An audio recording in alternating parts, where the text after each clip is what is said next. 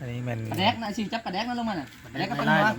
ก้อยปลาซิวตอนค่ ปลาแดกก็เป็นนัว ำหมดไปสุดนึงแล้วนี่ อยู่ให้อยู่หน้าคือ เก้า พี่น้องเลย ส่วนให้เบิ่งได้ส่วนให้เบิ่งได้ จังหน่อยจังหน่อย ตอนนี้เลยกับกาเรื่องอะไร ได้เอา เงาซะก่อน นี่นะ โปรโมทนะ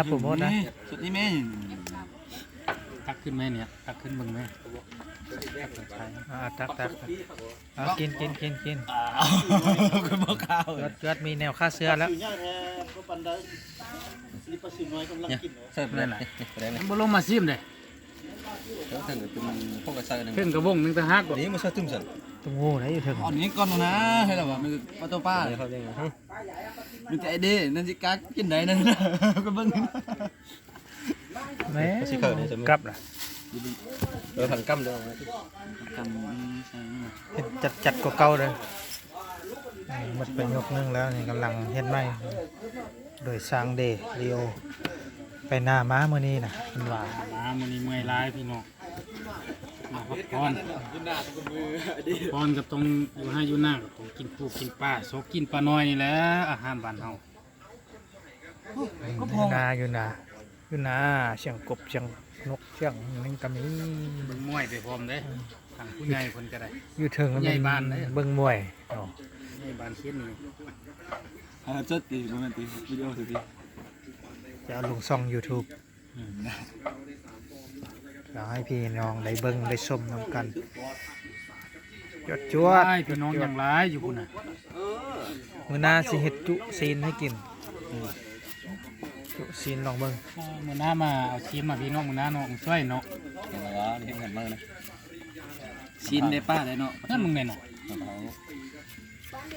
เราเอาน้ำเอายังเข้ามันเรียบร้อยแล้ว จับร้อยได้น้ำมันตู้หก กินแบบอยู่ให้อยู่หน้ากินแบบธรรมชาติ ว่ากันนี่ นี่อันนั้นก็เอาข้าวใส่จนหมดมักเผ็ดป่นใส่ คน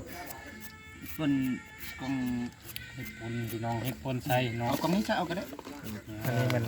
สร้างเดเลยนะ หินเราสร้างกันเนาะ ครอบครัว สร้างจ๊อกเหรอ ลูกมะนาวมามือบ่ทันได้ล้าง ออกหนึ่งกันนะ ขาดเสื้อพี่น้องขาดเสื้อขาดเสื้อ เสียกินคักดอ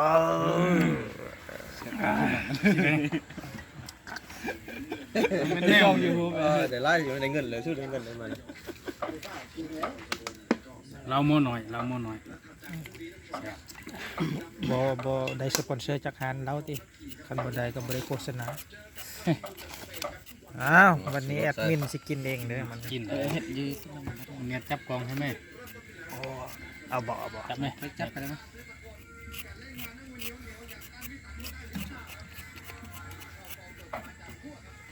สิหมดบ่เนาะมื้อนี้เนาะ หายอยู่คู่กันแน่ ขาเสื้อ เดี๋ยวเอาท้ายมันก่อน พี่ไอซีปินมาดูอันนี้กันแม่นเลือกยังมาไล่พี่น้อง ยังกลางคุก นี่กันแม่นนี่กันแม่นนี่กันแม่น หมดคืนขาเสื้อก่อนพี่น้อง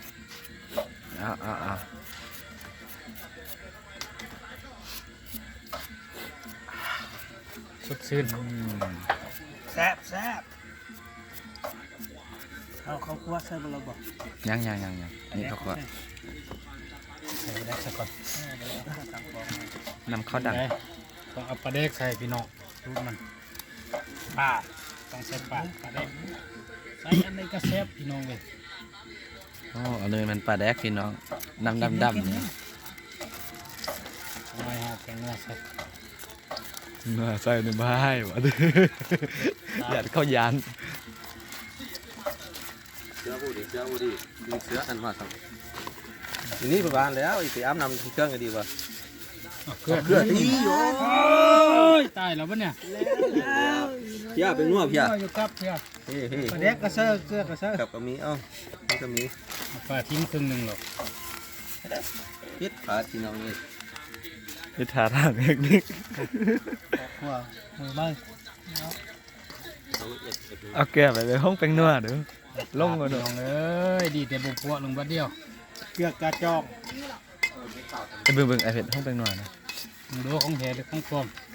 ของป้อมได้ ของ นี่ ปลอมอ่ะ โลโก้นี่นะซีด ของปลอม ที่ท้องเนี่ยเขาบ่ให้เอาหรอกเลย เบิ่ง จังหน่อยนี่ของปลอมเบิดนี่ อยู่บ่วงหั่นน่ะที่ท้องกับตัวหนังสือนี่นะบ่มี บ่ ฉบับน่ะ ตัวนี้ของแท้นี่ ของแท้นะวะนั่นน่ะ บ่แม่นจักอันแหละบ่มีนั่นบ่มีอันตัวนี้ เอาไปเขาไปซื้อก็กินได้คือกันเอาเฮ็ดไปเลยเอาถึงว่าพ ค ร้อน ม เพ เลย ชรคน ถึงว่าพร้อม เฮ็ดป่น กาสีท้องหั่นน่ะบ่แม่นจักอันนี่นะโลโก้สีท้องนี่นี่ บอกว่าเขาซื้อมาคือกันกาแล้วกูได้ซั่นน่ะ คือคล้ายๆกันเนี่ย เปิดลงแม่ส่งให้น่ะ เอาไอ้เผ็ดจับไปแป๊บนึง แม่พี่น้องเอ้ย เอามาเบิ่งให้สิเบิ่งกัน ไอ้พิษคนเข้าไปแล้วเฮาคน ต้องแนวเด้ คลิปสดๆบ่ได้ตัดต่อเด้อเนี่ย พิษเฮาก็ใช้เป็นหน่วยเลยพี่น้อง ซีม นี่ ต้องใส่สักคลิปนี่เพชรนางเพชรนะห้อยเพิ่น ขั้นตอนชิมชวดเลยพี่น้อง พอแล้วเพื่อน ยังข้าวคั่ว นี่ ดิข้าวคั่วใส่แล้วบ่ เขาควยมาหั่นใส่ พอบ่ ซาเมื่อกี้บ้านเห็นเอาโฆษณามาเอามา พอกัน เอาตึมบ้านนึงเอาตึมคำนึงก่อนใส่ข้าวคั่วแล้ว โอ้คมนิ้วเปียกแล้วแม่สะเก็ดนิ้ว ซาเด้อ บ่ได้คือตัวแม่หมอพด สำหรับประเด็นนะ หมอตัว ได้ บ้าน เลยบ่คือเก่าแล้วบ่ อยู่เหรอห้อย เล่งพอดีพี่ ตักใส่คมขึ้นน่ะ น้อยพี่น้องประเด็นเป็นจังหน่อย ปลาแดกแม่จันอันนี้ปลาแดก เฮ้ยเข้มแล้วบัดนี้เข้มน้อยหนึงพี่น้องมันถึงแซ่บ นี่อาชีต้องแค่มีเท่าไหร่สั่น ซีมมันนี่ คนตั้งนะ คนเราก็ซีมคนเราก็ซีม ต้อง กระจ้องมันก็จะตั้งกันในหนึ่งจ้องกันเลยจ้องยากเลย มี250นะ500กรัม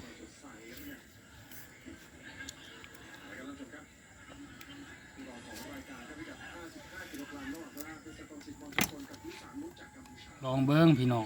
เอาบุคคลเลยวะได้เสมอ ซา เอาของแท้กับที่ห้องกันนะดิ เข้ามา นี่นะมึงมันมีตั้งก็ตั้งนะ จะได้ จ้องเนี่ย